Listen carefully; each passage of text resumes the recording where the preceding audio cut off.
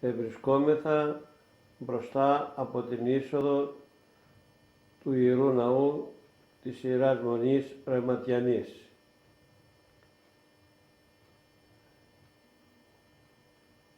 Η πρεσβυτέρα Ελένη, ο Νίκος ο Γιάνναρης, μαθητής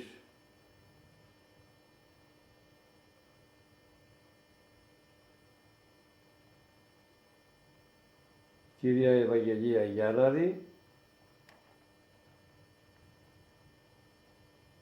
και το εσωτερικό του Ιερού Ναού της Ιεράς Μονής Πνευματιανής.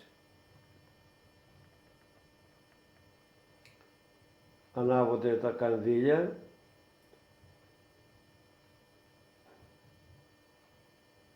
γιατί στη συνέχεια θα τελεστεί ο όθρος και η Θεία Λειτουργία. Εμφανίζονται εδώ το εσωτερικό και η πρόθεση. Εδώ το σημείο είναι ο παλαιός ναός, ο οποίος χρονολογείται μέχρι το 1700 κατά μαρτυρία, διότι στη συνέχεια από μία δωρεά που έγινε ανακαινίστηκε ο ναός που ήταν εντός του σπηλαίου και έγινε πιο μεγαλύτερος και προεξέχει τώρα του σπηλαίου ο καινούριος ναός. Η πρόθεση χρησιμοποιείται για Αγία Τράπεζα και στο βάθος υπάρχουν ημικύκλια τα οποία αποδεικνύουν ότι πράγματι ο ναός ήταν εντός της σπηλιάς. Εδώ φαίνεται πλέον ο ναός ο οποίος είναι ανακαινισμένος και έχει επεκταθεί.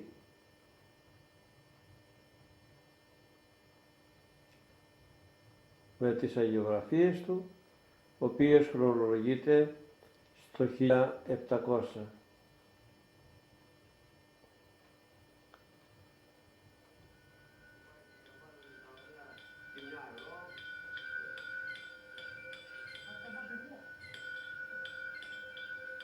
Ακόμα δεν μας έχει επηρεάσει το ρεύμα από εδώ για να βάλουμε αυτόματες καμπάνες και χρησιμοποιούμε το παλιό σύστημα. Να κουστείς τα πέρατα εδώ την αγκαλιά, να φτάσει μια αρχαιολογία.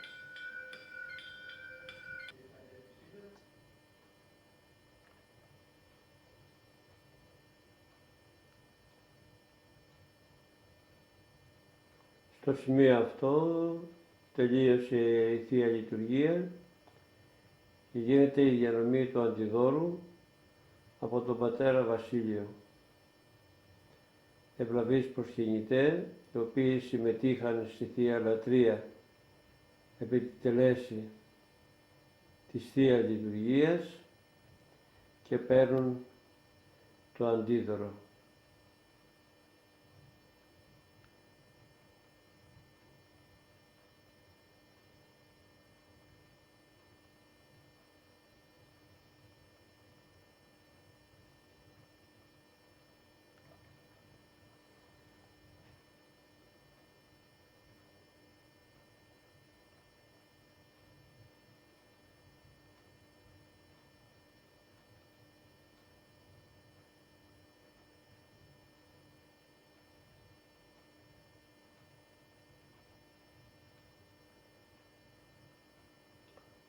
Στο βάθος εμφανίζεται η εικόνα της Παναγίας, η οποία είναι προσθήκη εξωτερική, και εμφανίζεται ο παλαιός ναός με το ημικύκλιο που βρίσκονται εντός του σπηλαίου και εντός του βράχου.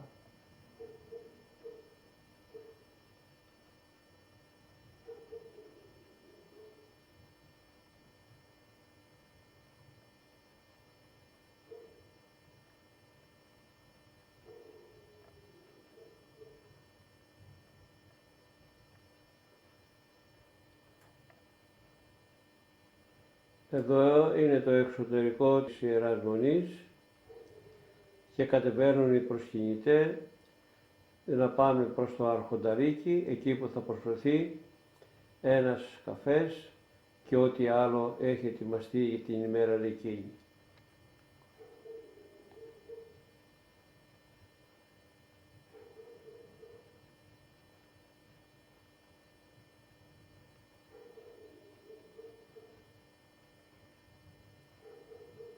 Καταλύουνε τον άρτο, ο οποίος είχε προσφερθεί την ημέρα της εορτής των εισοδείων. Εδώ εμφανίζεται το μπροστινό μέρος του Ιερού Ναού της Παναγίας Δερματιανής με το καβαναριό εις το βάθος.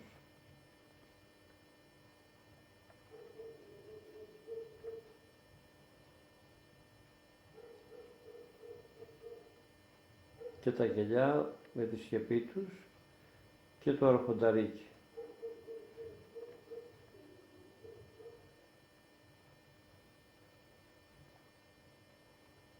Εδώ κάθονται στο αρχονταρίκι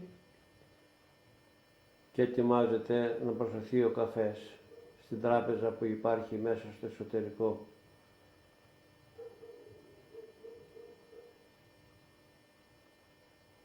Εδώ εμφανίζονται οι προσκυνητές κατά την ημέρα της εορτής.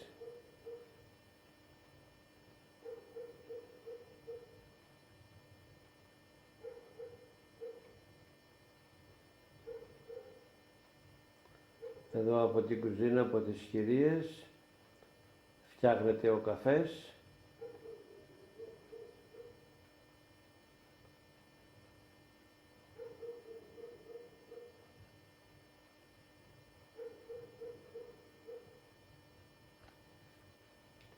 Κύριος Γιάννης Γαλάτας, η πρεσβυτέρα, ο Χρήστος. Εμπρότης μνήστηδη Κύριε του Αρχιεπισκόπου ημών Ευσταθείου, ον χάρισε τες Αγίες Εκκλησίες εν ειρήνησον εντιμόνια μαγεύοντα και ορθοτομούντα των λόγων της Ιεστίας και όν κατά διάνοιαν έχει και πάντων και πασών. Και πάντων και πασών. Μυστήρη Κύριε. Όσοι μην ενενιστώματι και μια καρδία δοξάζει και ανυμνεί το πάντιμον και μεγαλοπρεπές όνομά σου, του Πατρός και του Υιού και του Αγίου Πνεύματος νικαίοι και εις τους αιώνας των αιώνων. Και έστε τα ελέη του Μεγάλου Θεού και σωτήρος ημών Ιησού Χριστού με τα πάντων ημών. Και μετά του πνεύματος πάντων των Αγίων.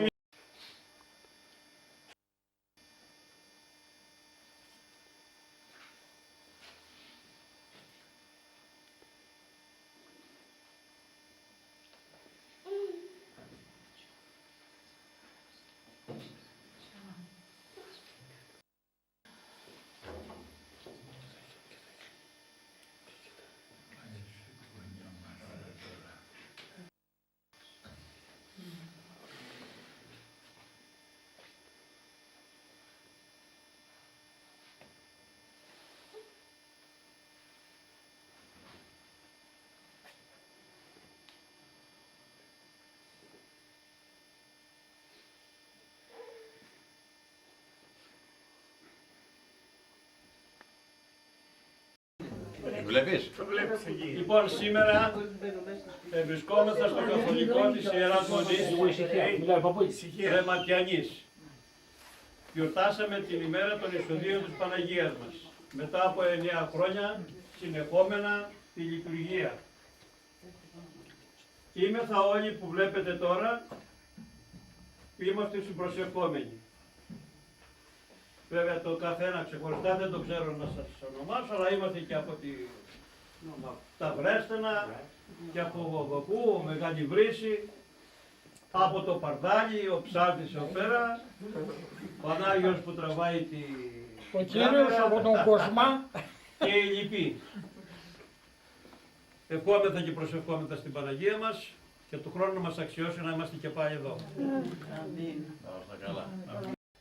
Βρισκόμεθα στην Ιερά Μονή Ρεματιανής.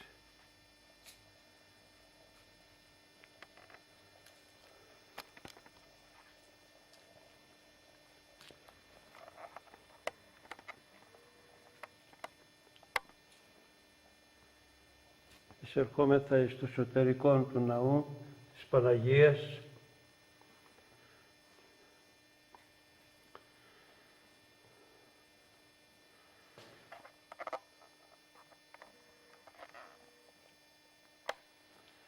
Παίρνουμε ένα πλάνο από το τέμπλαιο του ναού, τις εικόνες της κοιμήσεως, των Αγίων Αναργύρων, της Παναγίας μας, στο βάθος η Αγία Τράπεζα και ο Σταυρωμένος, ο Χριστός μας και Κύριος,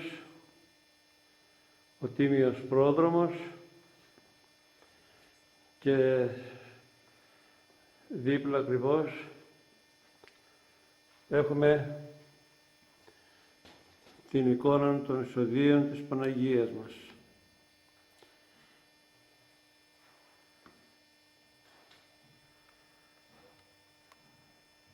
Επάνω διακρίνεται ο Παντοκράτορ με τις αγιογραφίες, 1700 περίπου, και είναι συντηρημένες από την αρχαιολογική υπηρεσία της περιοχής Σπάρτης. Ακριβώς προς τον βόρειο Ιεροκλήτος και μέσα σε αρχιβάδα βρίσκεται η εικόνα της Παναγίας μας, κρατώντας τον Χριστό μας. Έχω μαζί μου τον Γιάννη Γαλάτα του Χαραλάμπους, Μεγαλοβρυσότης, ο οποίος συμμετείχε και συμμετέχει στην όλη ανοικοδόμηση της Ιεράς Μονής της Ρεματιανής, που το μοναστήρι αυτό σταμάτησε να λειτουργεί με το διάταγμα του βασιλέως Όθωνος με το υπαριθμόν 3/15 Τετάρτου του 1833, και πρέπει για την ιστορία να αναφερθούμε και να πούμε πως από τις 600 μοναστήρια της ελλαδικής τότε απελευθερωμένης Ελλάδος και της Εκκλησίας μας, από τα 600 έμειναν μόνο τα 150. Το μοναστήρι αυτό της Ρεματιανής είχε την τύχη, όπως και των άλλων των μοναστηριών, της εγκαταλείψεως, γιατί έφυγαν οι μοναχοί και τελικά άρχισε μέσα στη διάρκεια του χρόνου να καταραίει, που έφτασε σε σημείο τελείας εγκαταλείψεως. Τα νεότερα χρόνια μια ομάδα μεγαλοβρυσιωτών και με πρωτοστάτη τον πατέρα Γεώργιο Λάτσι, ο οποίος είναι εφημέριος Σιροκαμπίου, αλλά καταγωγείται από τη Μεγάλη Βρύση, μαζί με τον Γαλάτα το Γιάννη και όλους σχεδόν τους φίλους οι οποίοι αγαπούσαν το μοναστήρι, άρχισαν να ανακαινίζουν πρώτα το ναό και στη συνέχεια και τον υπόλοιπο χώρο, ο οποίος πραγματικά αξίζει κανείς να τον επισκεφτεί και να θαυμάσει πώς ακριβώς ο χώρος αυτός εφιλοξενείται μέσα στη διάρκεια του χρόνου και να φιλοξενεί τόσους μοναχούς που καταγράφει η ιστορία των λάστων, οπότε θέλουμε να πιστεύουμε και έχουμε μαρτυρίες. Ερωτώ τώρα τον κύριο Γιάννη να μας πει τι ακριβώς συμβαίνει εδώ με το ναό. Τι γνωρίζει για το ναό εδώ. Γιατί βλέπω το τέμπλιο, το οποίο είναι ανακαινισμένο, οι αγιογραφίες πάλι είναι καθαρές, τις οποίες μπορεί κανείς να τις απολαμβάνει και να τις θαυμάζει, τόσο του τρίλου αλλά και όλες όσες έχουν μείνει μέσα από τη φθορά ή στο γύρο χώρο του ναού της Παναγίας Ρεματιανής. Κύριε Γιάννη, για πέστε μου πώς ακριβώς έχουν τα πράγματα. Γραπτός δεν βρήκαμε τίποτα. Μία τοιχογραφία βρήκαμε στη Μεγάλη Βρύση στις αρχές του 1700. Από εκεί βγάλουμε συμπέρασμα ότι η εκκλησία αυτή, διότι ήταν ο ίδιος δωρητής, πρέπει να χτίστηκε τότε. Εγκρεμίσαν την παλιά εκκλησία, η οποία ήταν πολύ μικρή, και φτιάξαν την υπάρχοντα. Τα δε χρήματα τα έδωσε ένας Τούρκος από υποχρέωση σε ένα παιδί, Ζαχαρία Κυρίτσι, από τη Μεγάλη Βρύση. Καταγόμενος, βρέθηκε στην Κωνσταντινούπολη και είχε κάποια υποχρέωση στο παιδί και του έδωσε τα χρήματα και χτίστηκαν οι δύο εκκλησίες. Η περιουσία, όπως είπε και ο Πάτερ, το 833, Το 1833, ναι, τότε που καταλήθηκε η μοναχή. Ακριβώς. Και ανέλαβε η εφορία και τα πούλησε σε διάφορους ακτήμονες και τα λοιπά. Λοιπόν, πολλά πράγματα δεν γνωρίζω. Από την παράδοση, αυτά που είπα, αυτά είναι. Τα θαύματα της Παναγίας είναι πολλά και αισθητά. Το πρώτο θαύμα, όταν εκατεστράφηκε ολοσκερός η Μεγάλη Βρύση από τους Τούρκους, διότι σκοτώσανε κάποιον και τα λοιπά, ήρθε η Τουρκιά από το Μιστρά, από τη Σπάρτη, επήγαν στη Μεγάλη Βρύση και δεν έμεινε λίθος επί λίθου. Το δεύτερο, όταν ο δρόμος επέρναγαν για να πάνε για τη Μεγάλη Βρύση, ή το κάτω στο Ρέμα. Λοιπόν, έκαναν να πάνε να έρθουν να αρχίσουν από το μοναστήρι. Αλλά η δύναμη της Παναγίας δεν τους άφησε ούτε να πατήσουν στην πόρτα της Εκκλησίας. Κατά το εξής θαύμα, έφυγαν τα μελίσια από εκεί που τα είχαν τοποθετήσει και τους κάμανε μια επίθεση και δεν πατήσαν ούτε με το πόδι τους μέσα. Το άλλο θαύμα και αισθητό της Παναγίας μας ήταν το εξής. Ήρθε κάποιος αλόφρεσκος, να το πούμε, και έκλεψε ένα μελίσι από εκεί που τα είχαν οι άνθρωποι τοποθέτηση. Το πήρε, το έκοψε στον ώμο του, έφυγε. Επήγε ένας μοναχός, καταγούμενος από την Παμπακού, Μαϊμόνης, και το βρήκε παλμένο. Έρχεται εδώ πέρα και λέει στην Παναγία μας ότι αν δεν μου φέρνουν το μελίσι αυτό πίσω, δεν τα ανάβω τα καντήλια. Και έβαλε μία γκορτσά στην πόρτα της εκκλησίας. Πήγε και κοιμήθηκε. Τη νύχτα η δύναμη της Παναγίας πήγε και τον εξύπνησε. Και του λέει, σήκω, άναψε τα καντήλια και αυτός που πήρε το μελίσι το πρωί θα το φέρει και θα φέρει και το βόηδι του. Σκεφτείτε τι τρομακτικό ήταν αυτό. Πράγματι έτσι έγινε. Το πρωί βγήκε ο άνθρωπος έξω, ο Μαϊμόνης, να δει αν πραγματοποιηθεί το όνειρο. Κοιτάζει και ερχόταν ο άνθρωπος φορτωμένος στο μελίσι, πήγε το άφησε στη θέση του, έδεσε το βόηδι του και ήδη έπαθε ψυχολογικό κλονισμό. Αυτό ήταν το πρώτο θαύμα με τους Τούρκους και μετά με την περίπτωση. Σε ένα σημείο μεταξύ Μεγαλυβρύσης και Βρέστενα είχαν τότε τα γίδια τους οι μοναχοί και πέρναγε πολλοί κόσμος και πεινασμένος και έπινε από μια κούπα γάλα ο καθένας, ποιος ξέρει πόσο και τα λοιπά. Και ο μοναχός που ήφερε το τυρί στο μοναστήρι Του λέει ο ηγούμενος, καλά, αυτό το τυρί ήταν σήμερα. Τι να κάνουμε, του λέει, ο κόσμος πεινάει. Του λέει να τα πάρτε και να τα διώχτε από εκεί. Να τα πάτε απάνω σε ένα βουνό, να μην περνάει ο κόσμος. Αυτό κάμανε. Πήγανε και τα πήγανε απάνω στο βουνό και τη βραδιά αυτή έπεσε μία καταιγίδα και ραγνή και λοιπά και τους έκανε μεγάλη ζημιά στα γίδια. Λοιπόν, καταλάβανε οι άνθρωποι ότι αυτό ήταν λάθος που φύγανε τη φιλοξενία. Λοιπόν, και τα πήραν και τα ξαναφέρανε πάλι στην πρώτη θέση και αρμέξανε και πιάσανε το γάλα που πιάναν όταν ήταν τα γίδια όλα. Λοιπόν, ήταν ένα αισθητό θαύμα κι αυτό και οι γέροντες μας τα διηγήθηκαν όλα αυτά και λοιπά. Λοιπόν, τα θαύματα της Παναγίας μας ήταν πολλά. Πολλά και πολλά. Αλλά, εν πάση περιπτώσει, δεν μπορώ να διηγηθώ και περισσότερα. Από τα τελευταία τα οποία ενθυμάστε, αν ενθυμάστε κάτι που είναι πολύ έτσι σημαντικό και χτυπητό που συνέβη στην ημέρα τη δική σας, έχετε κάτι που πραγματικά πρέπει να το καταγράψουμε και να το πούμε? Μάλιστα.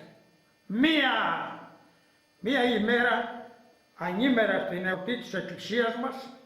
Ήταν στις 23 του Αυγούστου. Ναι. Την απόδοση που εορτάζει το πανηγύρι τότε με περισσότερο κόσμο. Ναι. Εν πάση περιπτώσει, ξεκινήσαμε και κάναμε την κλήρωση να πάρουν 3 πραγματάκια που είχαν φέρει οι προσκυνητές. Το αποτέλεσμα, αυτοί οι οποίοι είχαν φέρει έστω ένα ποτό, το πήρε πάλι η ίδια γυναίκα. Μετά, ο Τσοπάνης που φέρνει κάθε χρόνο ένα ξύκι, το πήρε αυτός. Και μια κοπέλα από τη Μεγάλη Βρύση είχε φέρει μία κουλούρα και αυτή την πήρε η ίδια. Αυτό είναι το καθαρό θαύμα. Δηλαδή πήρανε τα πράγματα που φέρανε, τους τα έδωσε και πάλι η Παναγία πίσω. Ακριβώς. Με θαυμαστό τρόπο, το οποίο δεν μπορεί κανείς να μας το εξηγήσει. Μόνο η Παναγία και ο Χριστός μας ξέρουν τις προθέσεις των ανθρώπων και το γεγονός που καταγράφεις και μας λες. Εγώ την παρακάλεσα να με συγχωρέσει γιατί δεν είχα φέρει τίποτα κι εγώ και από εκεί και μετά συνέχισα, δόξα τω Θεώ, και κάτι φέρνω στην ημέρα της εορτής της. Ωραία. Τι άλλο να σας πω? Ναι, θέλω κάτι άλλο να πούμε στη συνέχεια. Στη συνέχεια με σκαλοπάτια ανεβαίνουμε για να φτάσουμε σε ένα χώρο πολύ μικρό σπηλαιώδη και ασκητήριο, όπως ακριβώς μας λέγει ο κύριος Γιάννης, και έχει φτιαχτεί με κλίμακα εδώ πέρα, με πέτρες και με στήριγμα σιδερό κατασκευή, γιατί έχει επικινδυνότητα λίγο αυτό το σημείο, και ανεβαίνουμε για να δούμε κάποιο τάφο που τα τελευταία χρόνια με τον πατέρα Αναστασίου και με το γιο του ανακαλύφθηκε ένας χώρος που είχε ενταφιαστεί κάποιος, πιθανότατα μοναχός εδώ του μοναστηριού. Αυτός εδώ είναι ο χώρος, ένα μικρό σπήλαιο, αλλά αγιογραφημένο. Και έχει τον Ιησού Χριστό μας μέσα στην αρχιβάδα και άλλες κατεστραμμένες αγιογραφίες που δυστυχώς ο χρόνος τις έχει μεταβάλει, δεν φαίνονται πάρα πολύ και τα πρόσωπα, δεν μπορούμε να διακρίνουμε. Και στη συνέχεια υπάρχει κάποιος χώρος εδώ, ένα μικρό πεζουλάκι που φαντάζομαι με μία πέτρα που δεικνύει ότι ήταν το ασκητήριο προσευχής και κατανήξεως σε διάφορες στιγμές των μοναχών μας. Ακριβώς εδώ, στο σημείο αυτό που βλέπουμε κάτω, ένα βαθούλωμα, ευρέθησαν λείψανα οστά από τάφο, ο οποίος είχε κυδευτεί πιθανότατα κάποιος μοναχός. Κύριε Γιάννη, σας θέλω να σας ρωτήσω, έχετε κάποιο γεγονός που πραγματικά πότε βρέθηκε και πώς βρέθηκε, μας το λέτε αυτό? Ευρέθηκε από τον Πάτερ Αναστάσιο, όπως είπαμε, το οποίο ερχόνταν οι γυναίκες, ανάβανε το καντήλι, ανάβανε σε ένα κεραμίδι λιβάνι, εθιμετίζανε εδώ το χώρο και το πετάγανε απάνω εδώ στον τάφο, ο οποίος ήταν ένας σωρός από κεραμίδια. Αυτό γινόταν πρωτού ακόμα ανακαλυφθεί κάτι που δεν το ξέραμε. Μπράβο. Ήρθε ο Πάτερ Αναστάσιο να σκουπίσει και σύν τον χρόνο βρήκε ότι ήταν τάφος. Πέραν αυτού εμάσαμε τα οστά, τα βάλαμε σε ένα κουτί, τα οποία υπάρχουν μέσα στο ασκητήριο. Α, υπάρχουν τα οστά αυτά. Υπάρχουν, ναι. Πολύ καλό αυτό. Ευλογία. Ναι. Ωραία. Τα είχε βάλει σε μια ξύλινη κάσα και εγώ πήγα και έφτιαξα σιδερένια και το έβαλα μέσα. Ναι. Τότε έτσι ήταν η κατάσταση. Τότε δεν ήταν και εύκολα τα υλικά, δεν ήταν και εύκολα τότε τα χρόνια τα δύσκολα. Ακριβώς. Που ευρέθηκαν τότε τα λείψανα εδώ του μοναχού. Ακριβώς. Οπότε εσείς τα προστατεύσατε κατά τη διάρκεια και τα έχετε φυλαγμένα. Ναι. Είναι ένα μεγάλο αυτό αποδεικτικό του χώρου που πραγματικά ευρέθηκε στο ασκητήριο εδώ της Ιεράς Μονής, που βρίσκεται πίσω από το ιερό του Ιερού Ναού. Ακριβώς βγαίνοντας από το δίπλα ακριβώς από το τυχείο της Μονής έχει γίνει μία περίφραξη που κατά μεγάλη πιθανότητα να υπήρχε το κημητήριο το επίσημο του μοναστηριού. Τι έχετε να μας πείτε γι' αυτό? Γι' αυτό δεν ξέρω πολλά πράγματα, δεν βρήκαμε γραμμένο τίποτα κτλ. Ναι, δεν υπάρχουν γραπτές μαρτυρίες, αλλά υπόνοιες και υποψίες ότι επειδή ο χώρος αυτός είναι κάπως, ας το πω έτσι, ομαλός, μέσα στα βράχια βέβαια, δεν διακρίνουμε και πολλά πράγματα, λίγα τετραγωνικά είναι. Υπάρχει ένα κομμάτι του τυχείου, το οποίο μπορούμε να το δούμε από κάτω που είναι αυτοκίνητο. Και πολύ χαμηλά δηλαδή. Ναι, έχει πέσει, αλλά είναι εκείνο που είναι ωραιότατο. Ναι. Το λέμε αυτό με πολύ βεβαιότητα, απλώς υποψίες, γιατί πρέπει κάπου να υπήρχε και ένας χώρος κημητηριακός για την ταφή των μοναχών. Ακριβώς. Ωραία. Κάτσε, θέλω τώρα να σας ρωτήσω, ότι τη βλέπω εδώ πέρα ότι η στέγη της εκκλησίας δεν είναι φτιαγμένο με κεραμίδια, αλλά είναι με πλάκες, οποίες... Εκείνο θέλω να σας πω. Ναι, για πέστε μας για λίγο αν γνωρίζετε γι' αυτό. Λοιπόν, η στέγη της εκκλησίας είναι με πλάκες. Οι δε πλάκες έχουν μεταφερθεί από ένα λατομείο της Καστάνισσας. Σπουδαίο σου το γεγονός αυτό, σπουδαίο Λοιπόν, και ιστορικό αυτό το. Τις φέρανε με τα ζώα από την Καστάνισσα και στεγάσαν την εκκλησία. Κάποτε ήρθε ένας γέροντας εκεί να την ανακαινήσει και δεν το πέτυχε και μπήκε ορισμένη εγγρασία μέσα και ήδη μας έχει κάνει λίγη ζημιά. Το προλάβαμε όμως και τις ξανασηκώσαμε τις πλάκες, βάλαμε μόνο σικάτου και τα λοιπά και διατηρήθηκε μέχρι σήμερα ακριβώς. Ωραία. Στο σημείο αυτό διακρίνεται ένα μέρος του τρούλου της Ιεράς Μονής. Ο μισός είναι μέσα στο βράχο και ο υπόλοιπος είναι έξω και στη συνέχεια τα ημικύκλια τα οποία είναι επικαλυμμένα με πλάκες, όπως ακριβώς μας είπε ο κύριος Γιάννης, από την Καστάνισσα. Στο βάθος βλέπουμε ένα άνοιγμα, πέτρες αρκετές εδώ βράχια και στη κάτω μεριά ένα μικρό οικίσκος, ένα μικρό κατάλημα, το οποίο το χρησιμοποιεί ο κύριος Γαλάτας για να μένει όταν έρχεται εδώ σε αυτή την περιοχή της Ιεράς Μονής. Τι έχετε να μας πείτε σε αυτό, κύριε Γιάννη? Ότι εδώ ήταν μάντρα και ήταν νεκροταφείο. Εκόπηκε η μάντρα όμως σε αυτό το κομμάτι. Έπεσαν βράχια. Και δεν ξέρουμε από τι και έπεσε κάτω. Είτε το άλλο κομμάτι είναι ανέπαθο. Και που είναι το δέντρο, και θα το δούμε και από κάτω, είναι τέλειο. Ωραία. Παραμένει δηλαδή το κτίριο. Παραμένει όπως Όπως ακριβώς, ναι, είχε γίνει.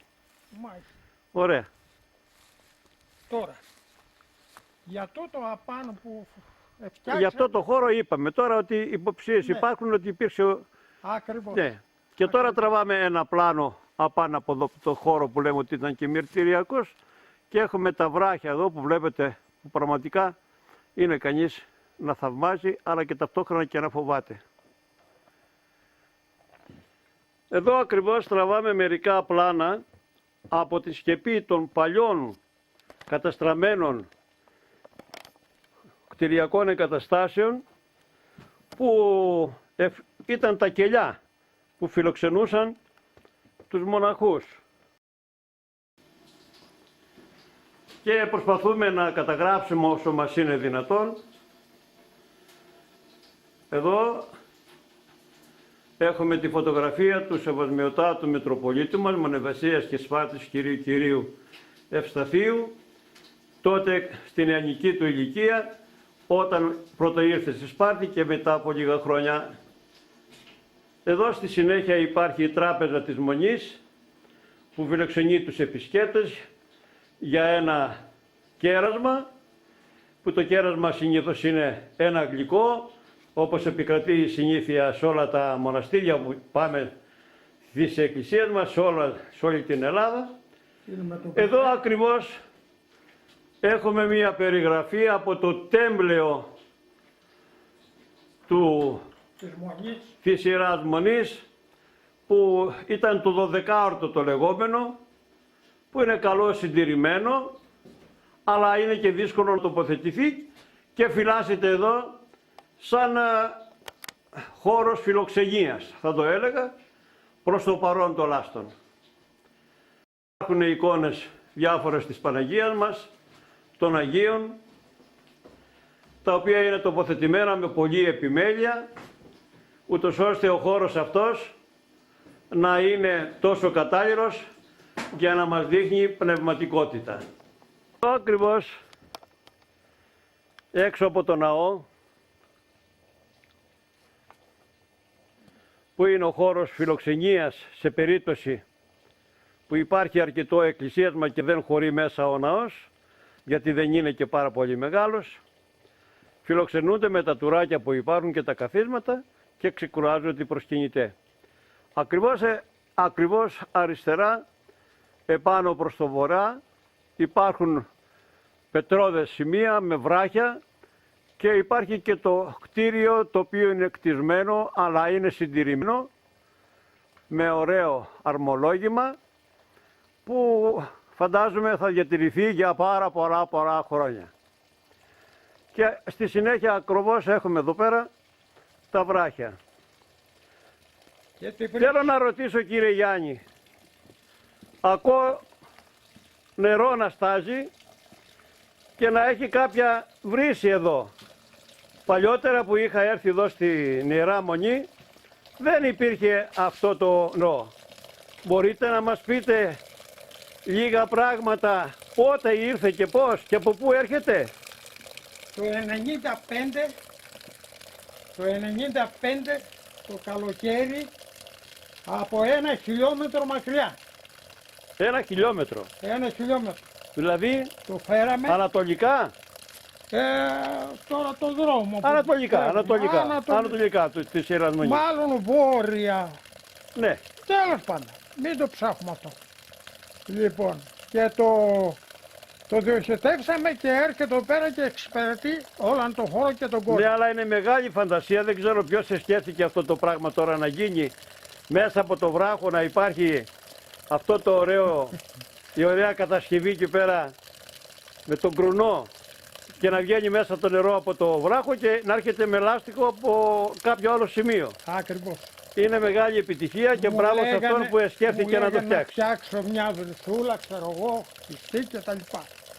Και εγώ το σκέφτηκα να γίνει κατά αυτόν τον τρόπο, το οποίο είναι... Είναι δική σας δηλαδή σκέψη Ναι, και πραγματοποίηση. ναι. Πάρα πολύ ωραία, γιατί αυτό το νερό Ναι. είχε σαν αποτέλεσμα να συντεριστούν και να γίνουν πάρα πολλά έργα στην Ιράμονη, γιατί θα ήταν πολύ δύσκολο να μεταφερθεί το νερό εδώ, σε αυτόν εδώ το χώρο που πραγματικά είναι πολύ ξερικός και πολύ βραχώδες. Ακριβώς. Ωραία.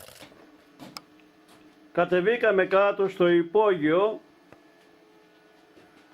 που μάλλον φιλοξενείται εδώ πέρα για να φιλοξενούνται τα διάφορα τρόφιμα που βάζανε οι μοναχοί για τη συντήρηση και για τον εφοδιασμό. Εδώ με πρωτοβουλία του Παπαγεώργη και των φίλων της Μονής είχαν αγοράσει μία πετρελαιομηχανή με γεννήτρια για να δώσουν ρεύμα στη Μονή, γιατί δεν υπήρχε. Θα μας τα πει όμως στη συνέχεια ο κύριος Γιάννης, γιατί εγώ δεν μπορώ να θυμηθώ και πάρα πολλά. Τα υπόλοιπα μέσα τα οποία στο βάθος φαίνονται από τη μηχανή δεν μπορούμε να διακρίνουμε τίποτα το σπουδαίο. Κύριε Γιάννη, εδώ ελάτε να μας πείτε έτσι σχετικά λίγα πράγματα για την παροχή του ρεύματος. Από πώς ξεκίνησε αυτή η όλη εργασία και η προσφορά και οι σκέψεις αυτή να δώσουμε ρεύμα στη Μονή. Μας την έδωσε δωρεά ο Γιώργης και έχει πεθάνει τώρα. Είχε αγοράσει ένα σπίτι στη Μεγάλη Βρύση και Μεγαλοβρυσότης, εντάξει, την έδωσε προσφορά. Τώρα όμως δεν λειτουργεί τώρα αυτό. Όταν θέλουμε για περισσότερο ρεύμα... Όταν θέλετε, γιατί δεν καλύπτει εδώ πέρα το σύστημα το νέο. Τώρα κολλάμε Το φωτοβολταϊκό δεν το καλύπτει το ρεύμα. Ακριβώς. Θέλετε μεγαλύτερο και πιο συνεχόμενο. Ακριβώς. Ωραία, ωραία. Λοιπόν. Αυτό πότε περίπου έγινε? Έγινε προ 20 χρόνια, ας πούμε. Προ 20 ετών ήταν αυτό. Ακριβώς. Που έγινε αυτή η προσφορά με τη μηχανή, την πετρελαιομηχανή. Που στη σημερινή εποχή σπανίζουν αυτά τα πράγματα τώρα. Και μάλιστα τέτοιες παλαιές μηχανές. Ας υπάρχει εδώ για να βρίσκεται για την ιστορία. Για οποιονδήποτε λόγο. Για οποιοδήποτε λόγο όταν χρειαστεί. Αχρίαστο να είναι. Γιατί τώρα καλύπτεται με το φωτοβολταϊκό που υπάρχει πάνω εγκαταστημένο στη σκεπή του μοναστηριού. Ωραία. Θα επισημάνω ότι σε αυτό το σημείο με την κάμερά μας τραβούμε τις μπαταρίες, οι οποίες φορτίζονται από πάνω που υπάρχει ο φακός, από το φωτοβολταϊκό, και αποθηκεύεται το ρεύμα και το μοναστήρι πάσα στιγμή, νύχτα και μέρα, όποτε χρειαστεί, υπάρχει ρεύμα να χρησιμοποιηθεί για φωτισμό. Και πρέπει να πούμε και κάτι που πραγματικά το μοναστήρι οποιαδήποτε ώρα της νύχτας περάσει θα καίει ο σταυρός και θα είναι το σημείο της παρουσίας του χώρου της Ιεράς Μονής Ρεματιανής. Έξω από την Ιερά Μονή και σε αυτόν τον χρόνο το οποίο πηγαίνει ο κύριος Γιάννης, μας λέει ότι ήταν ένα κτίριο, ένας ξενώνας, ο οποίος είχε σαν σκοπό να φιλοξενεί τους ανθρώπους οι οποίοι ήρχονται κατά τη διάρκεια του πανηγυριού και όχι και μόνο, σε μια περίοδο δηλαδή που πραγματικά έπρεπε να φιλοξενηθούν μερικά άτομα για να διανυκτερεύσουν, γιατί το αυτοκίνητο ήταν πολύ δύσκολο, δεν υπήρχε τότε. Και ερχόντασαν με τα ζώα και διανυκτερεύανε. Κύριε Γιάννη, για πέστε μας για αυτό το χώρο, ό,τι ξέρετε και ό,τι γνωρίζετε. Είχα ακούσει που πολλοί γέροντες και τα λοιπά λέγανε το καινούργιο σπίτι. Το είχαν μετά από το μοναστήρι χτίσει για την εξυπηρέτηση των προσκυνητών.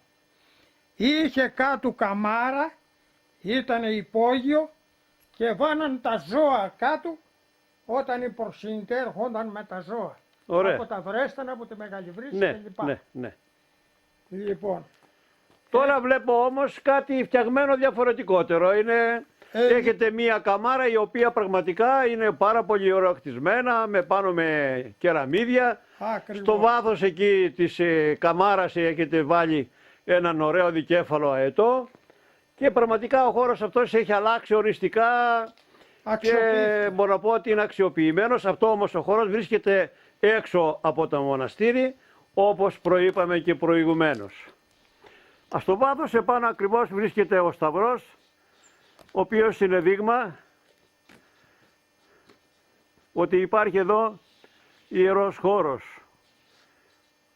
Βλέπουμε μία άποψη από τις κτηριακές εγκαταστάσεις της Μονής, που πραγματικά είναι να θαυμάζει κανείς για μέσα σε μια τέτοια ερημιά αυτούς τους τοίχους που πραγματικά φιλοξενούν τα κελιά των μοναχών, το καθολικό και όλοι οι άλλοι βοηθητικοί χώροι. Στο χώρο που τώρα έχει διαμορφωθεί και που υπάρχει στάθμευσης για τα αυτοκίνητα τα οποία έρχονται από τους προσκυνητάς και τα αφήνουν εδώ για να είναι πιο πλησιέστερα προς τη Μονή. Ακριβώς επάνω εκεί στο βράχο υπάρχει ένας τοίχος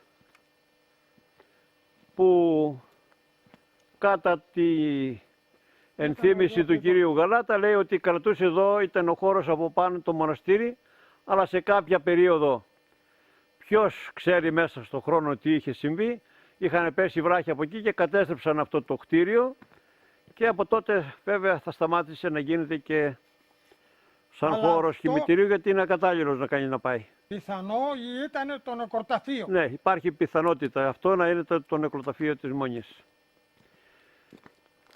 Ανηφορίζοντας για το μοναστήρι που βλέπουμε κάτω το πλακόστρωτο, το οποίο έχει γίνει τα τελευταία χρόνια, υπάρχει ένα οίκημα εδώ, ένα σπιτάκι μικρό, ολίγων τετραγωνικών, που ανήκει στο μακαριστό το Χαράλαμπο Γαλάτα και σήμερα φιλοξενεί τον κύριο Γιάννη. Ακριβώς εμφανίζεται δίπλα μία αποθήκη και ακριβώς προς το ανατολικό μέρος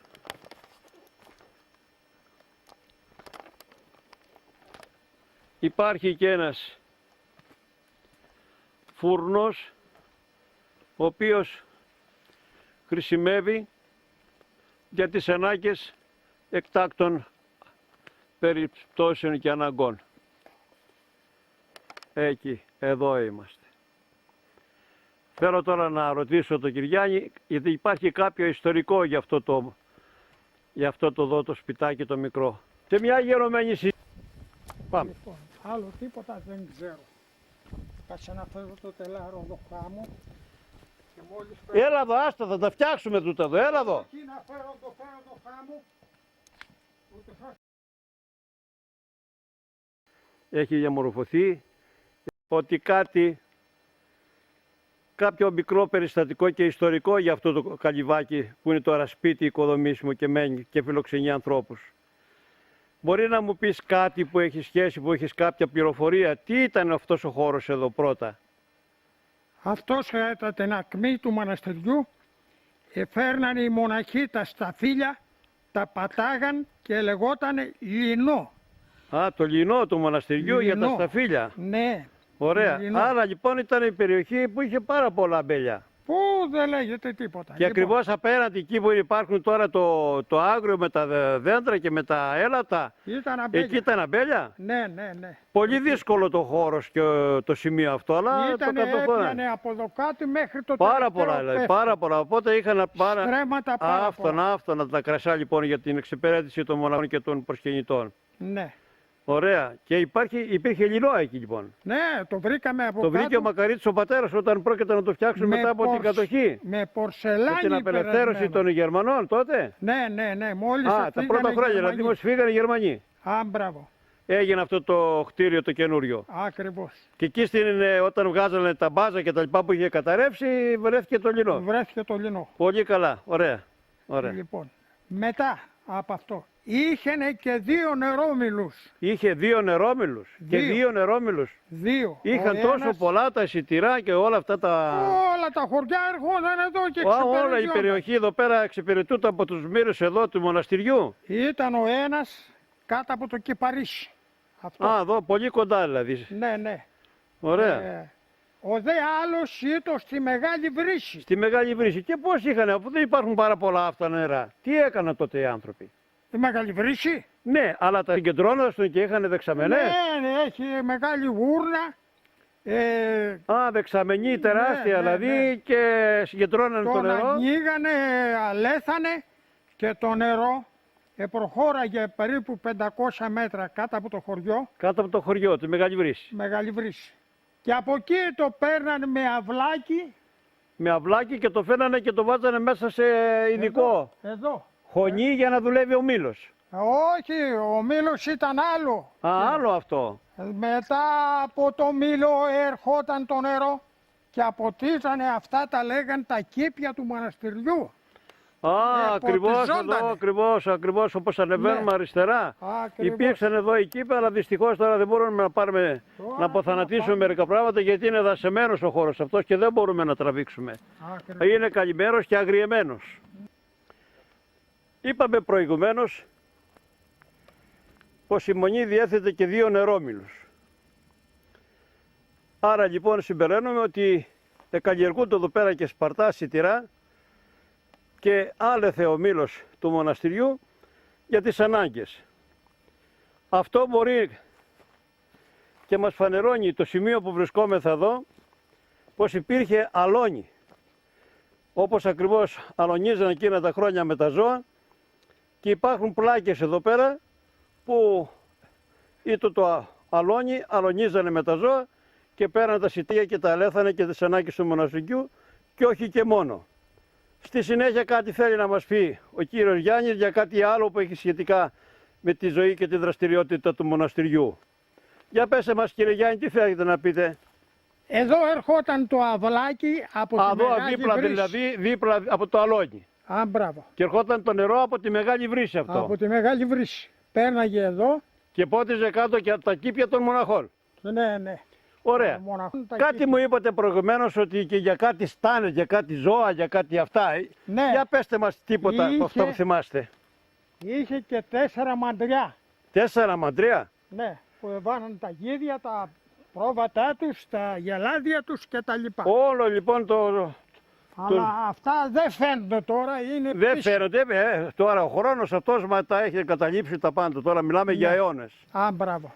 Αλλά υπάρχουν οι μαρτυρίες που υπάρχουν αυτά τα μαντρέα και που σήμερα υπήρχαν. υπάρχουν και υπήρξαν οι ιδιώτες. Ακριβώς. Και τα χρησιμοποίησαν οι άνθρωποι για να ζουν με τα ζώα τα οποία έθρεβαν κατά τη διάρκεια των ετών αυτών. Μάλιστα. Πολύ λοιπόν δραστηριότητα, μεγάλη θα έλεγα, και τούτο αποδεικνύει ότι θα υπήρξε αρκετός αριθμός μοναχών. Υπάρχουν κανένα τέτοια τίποτα στοιχεία τον αριθμό των μοναχών. Έχετε ακούσει τίποτα κατά τη διάρκεια αυτό, πόσοι περίπου μπορούν να σας... έχω ακούσει το εξής. Ότι ο Όθωνας τότε έκλεισε τα μοναστήρια τα οποία είχαν λιγότερα από 10 μοναχούς.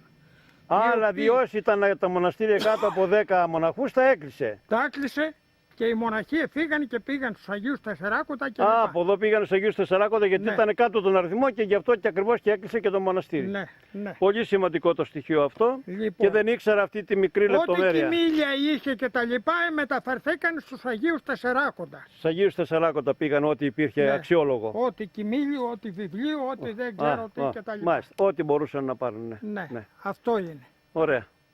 Νομίζω πως δεν έχουμε τίποτα άλλο να πούμε. Δεν ξέρω. Σχεδόν καλύψαμε όλη την ιστορία του μοναστηριού και σας υπέρα ευχαριστώ. Και εύχομαι Και η εγώ. Παναγία να σας δίδει δύναμη και κουράγιο να συνεχίσετε όπως ακριβώς και κατά τα προηγούμενα χρόνια.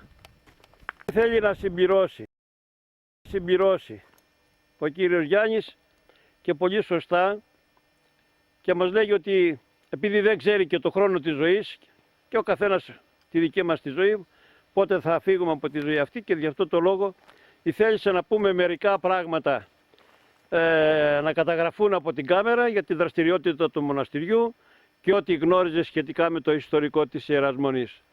Εγώ ιδιαίτερα τον ευχαριστώ πάρα πολύ, διότι σήμερα με διαφώτισε για πάρα πολλά πράγματα τα οποία ήταν άγνωστα και φαντάζομαι πως θα ωφελήσει και τους ανθρώπους οι οποίοι θα δουν αυτό το μικρό βίντεο, το ιστορικό της Ιεράς Μονής Ρεματιανής. Ευχαριστώ. Στη συνέχεια της προβολής μας, απλώς ως ιστορικό υλικό, αναφέρομαι προς στην ενορία της Μεγάλης Βρύσης. Υπήρξε εφημέριος ο Αλέξιος Κοκκίνης για αρκετά χρόνια και στη συνέχεια ο πατήρ Αναστάσιος Αναστασίου, ο οποίος υπηρέτησε για πάρα πολλά χρόνια, που μετά την εγκατάλειψη της ενορίας της Μεγάλης Βρύσης μετετέθη στην ενορία του Τσεραμείου.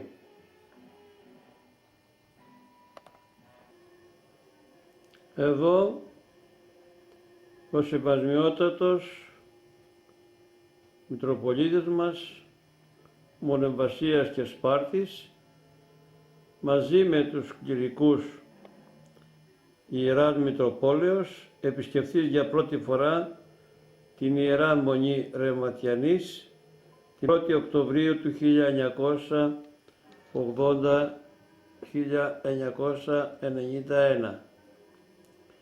Διακρίνεται ο πατήρ Παναγιώτης Παπουλάκος, ο πατήρ Χρυσόστομος και εγγύν Μητροπολίτης της Φιλίας και Ολυμπίας, ο Σεβασμιότατος, ο πατήρ Βασίλειος Μιχαλόχριστας, ο πατήρ Χρήστος Τσαγκαρούλης, ο πατήρ Γεώργιος Λάτσης και ο πατήρ Παναγιώτης Βλαχοδημητράκος.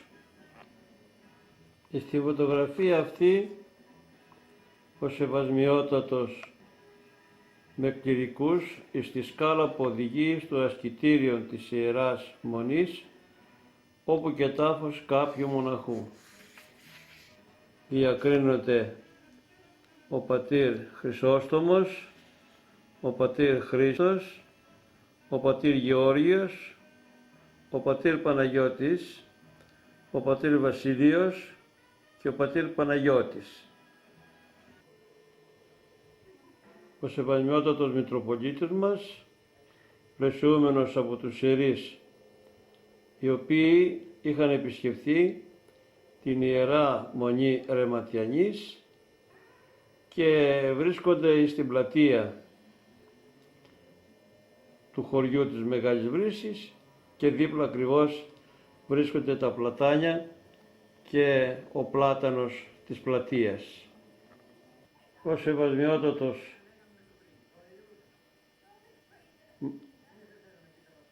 ευρισκόμενος εμπρός στο ναό της Ιεράς Μονής Ρεματιανής στις 2 Οκτώβρου του έτους 2009 μαζί με κληρικούς, ο οποίος ετέλεσε για πρώτη φορά την Ιεράν Παράκληση της Παναγίας μας στο ναό της Παναγίας της Ρεματιανής. Ο Σεβασμιότατος Μητροπολίτης μας Κύριος Ευστάθιος, φιλοξενούμενος με ένα μικρό κέρασμα μετά από την παράκληση που έγινε στις 2 Οκτώβρου του 2009 και πλαισιούμενος από τους ιερείς τον πατέρα Γεώργιο Λάτσι και Εφημέριο Ξεροκαμπίου, από τον πατέρα Βασίλειο Μιχαλόχριστα Εφημέριο του Κλαδά. Διακρίνεται ο πατήρ Σημειών Παγεωργίου Εφημέριος Κοκκινοράχης και ο πατήρ Ιωάννης Καμαρινός Εφημέριος της Ενορίας Βραστένων και δίπλα ακριβώς οι επίτροποι οι οποίοι είναι και εξυπηρετούν και την Ιερά Μονή. Διακρίνεται ο Ιωάννης Ηλιόπουλος και ο κύριος Ιωάννης Γαλάτας. Εδώ ο Σεβασμιότατος Μητροπολίτης μας έξω από το βράβιο χώρο της Ιεράς Μονής από παράκτηση που είχε γίνει στις 18 του 2011 και διακρίνουμε μια ομάδα νέων παιδιών και στο βάθος μερικούς προσκυνητάς. Ο Σεβασμιότατος μετά την παράκτηση ομιλών προς τους συγκεντρωμένους και δίπλα ακριβώς διακρίνεται ο πατήρ Βασίλειος Μιχαλόχριστος, ο εφημέριος του Κλαδά, και δίπλα του ο πατήρ Γεώργιος Λάτσης, εφημέριος Ξεροκαμπίου. Εδώ ο Σεβασμιότατος μετά από την παράκληση που έγινε από τις 6 Οκτώου του 2012, συζητώντας με μία ομάδα κληρικών, με τον πατέρα Πορφύριο Κονίδη, ηγούμενο της Ιεράς Μονής των Αγίων Αναγύρων Πάρνωνος, τον πατέρα Βασίλειο Εφημέριο Κλαδά και τον πατέρα Γεώργιο Λάτση, Εφημέριο Ξεροκαμπίου. Εδώ είναι μία φωτογραφία από προσκυνητάς που είχαν παρευρεθεί κατά τη Θεία Λειτουργία και την εορτή των Εσοδίων της Παναγίας μας στις 21 Νοεμβρίου του 2011. Εδώ προσκυνητέ από την εορτή των Εισοδίων της Παναγίας μας στην Ιερά Μονή Ρεματιανής στις 21 Εντεκάτου Νοεμβρίου του 2013. Εδώ ο πατήρ Βασίλειος Εφημέριος Κλαδά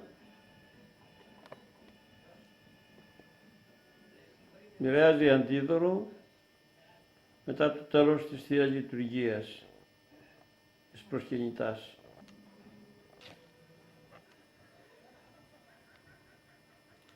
Πάλι εδώ η ανομία αντιδώρου κατά τη λειτουργία στις 21 Νοεμβρίου του 2014.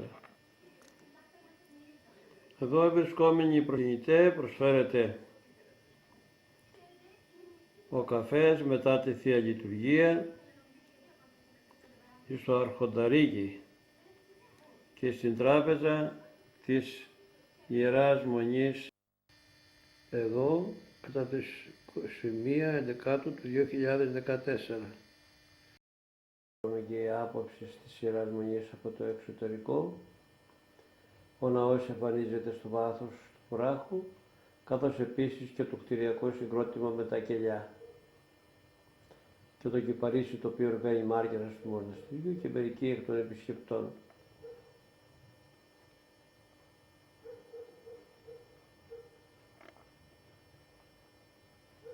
Εδώ είναι το προσκυνητάρι που είναι στη Ρεματιά, καθώς επίσης και το νερό το οποίο τρέχει συνεχώς, που έχει μεταφερθεί από άλλο σημείο και ο Χρήστος πάει να δοκιμάσει το νερό της βρύσης.